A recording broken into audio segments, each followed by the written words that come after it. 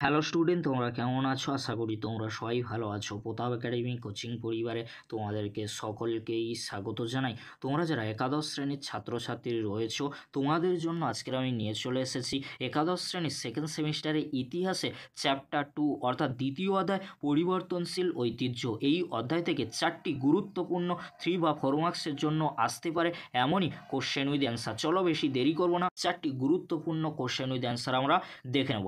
First question, ধর্ম সংস্কার আন্দোলনের পিছনে চার্চের ভূমিকা কেমন ছিল?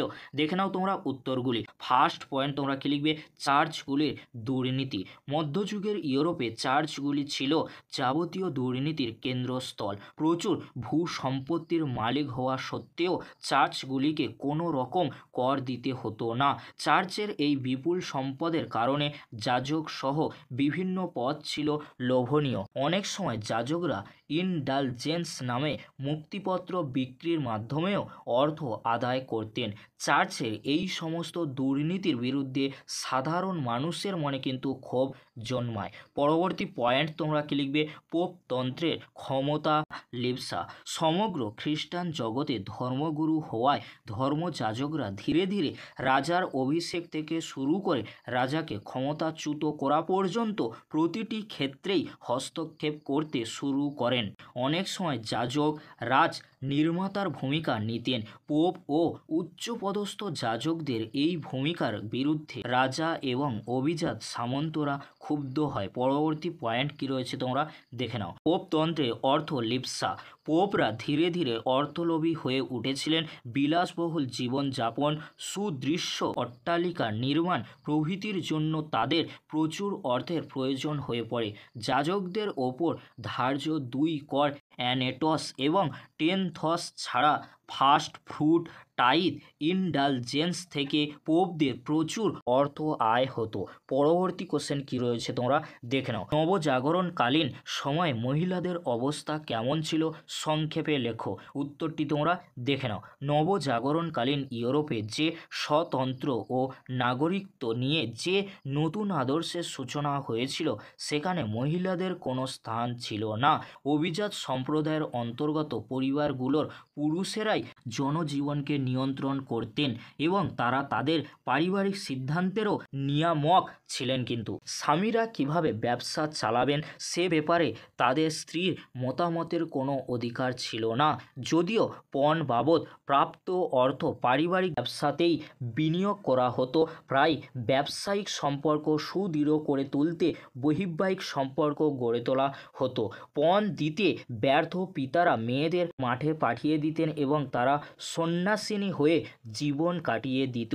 মহিলাদের তাদের পরিবারের বাইরে কাজ করার বিশেষ সুযোগ ছিল না এবং মনে করা হতো যে তারা একমাত্র গৃহকর্মের উপযুক্ত। তবে ব্যবসায়ী পরিবারে মহিলাদের অবস্থান একটু অন্যরকম ছিল। তারা ব্যবসায় স্বামীকে সহায়তা করত ও স্বামীর অবর্তমানে ব্যবসা চালাতো। পরবর্তী কোশ্চেন কি রয়েছে তোমরা দেখে নাও। মানবতাবাদ সম্পর্কে আলোচনা করো। উত্তরটি তোমরা দেখে নাও। ইউরোপে রেনেসাঁস পর্বে মানুষের চিন্তাধারা একটি বিশেষ দিকে ধাবিত হয়েছিল। এই বিশেষ দিকটি হলো মানবতাবাদ। স্টিফেন লির মতে মানবতাবাদ হলো রেনেসাঁর যুগে সব রকম সাংস্কৃতিক অনুপ্রেরণা, যা সাহিত্য, চিত্রকলা, ভাস্কর্য ও রাজনৈতিক ধ্যান ধারণাকে গভীরভাবে প্রভাবিত করেছিল। ফ্রান্সিসকো পেত্রাক ছিলেন মানবতাবাদের জনক। পরবর্তী পয়েন্ট কি রয়েছে তোমরা দেখে নাও। মানবতাবাদী কারা? সকলে মানবতাবাদী হতে পারেন না। মানুষের প্রকৃতি বা জীবন জীবিকা সম্পর্কে যাদের জ্ঞান আছে শুধুমাত্র তাঁরাই হতে পারেন। রেনেসাঁস যুগের কয়েকজন উল্লেখযোগ্য মানবতাবাদী ছিলেন Petrarch, Boccaccio, Leonardo da Vinci, Erasmus, Machiavelli, Michelangelo, Thomas More প্রমুখ।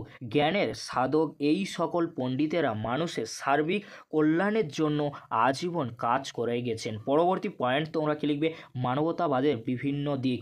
মানবতাবাদের বিভিন্ন দিক লক্ষ্য করা যায়, যথা ব্যক্তি মানবতাবাদ, সামাজিক মানবতাবাদ, রাষ্ট্রীয় মানবতাবাদ, মানবতাবাদ, ধর্মীয় মানবতাবাদ ও বিশ্ব মানবতাবাদ। পরবর্তী পয়েন্ট কি রয়েছে তোমরা দেখে নাও। মানবতাবাদের আদর্শ। রোমান হরফে 1। মানবতাবাদের মূল বক্তব্য হলো যে ধর্মের সংকীর্ণতাপূর্ণ অন্ধ গলিতে আবর্তিত হওয়ার কোনো প্রয়োজন নেই, ধর্মকে গড়ে তুলতে হবে জীবনমুখী করে।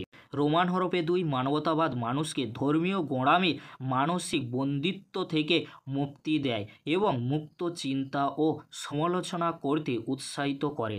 রোমান হরফে 3। মানবতাবাদ ঈশ্বরের পুনঃকীর্তনের পরিবর্তে মানুষের সুখ দুঃখ আনন্দ বেদনা ও প্রেম ভালোবাসার কথা প্রচার করে। রোমান হরফে 4।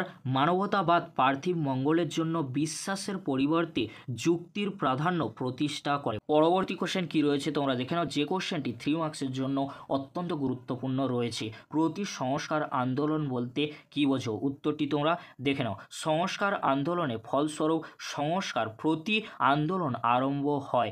বস্তুত ক্যাথলিকদের বহু দোষ ত্রুটি পরিদৃষ্ট হয়, কিন্তু রোমান ক্যাথলিক গির্জার সমর্থকগণ তার পরোয়া করে না, যার ফলে ইউরোপের বিভিন্ন দেশে চলিত সংস্কার আন্দোলন রোমান গির্জা হতে সরে পড়ে। এটা রোমান ক্যাথলিক জনগণকে দুশ্চিন্তাগ্রস্ত করে, ফলে তারা ক্যাথলিক গির্জার দোষ ত্রুটি দূর করতে যত্নশীল হয়। তারা প্রোটেস্ট্যান্টবাদ প্রতিহত করতে চেষ্টা আরম্ভ করে। এই আন্দোলনকে সংস্কার প্রতি আন্দোলন বলে। এর ফলে ক্যাথলিকবাদ পুনরায় জনপ্রিয় হতে আরম্ভ করে। এই ছিল আজকের আলোচনা। যদি ভিডিওটি হেল্পফুল হয়ে থাকে অবশ্যই ফ্রেন্ডদের কাছে বেশি বেশি করে শেয়ার করে দিও। আজকের এতটুকু, পরবর্তীতে দেখা হচ্ছে নেক্সট কোনো একটি ভিডিওতে। ভিডিওটি দেখার জন্য তোমাদেরকে অসংখ্য ধন্যবাদ।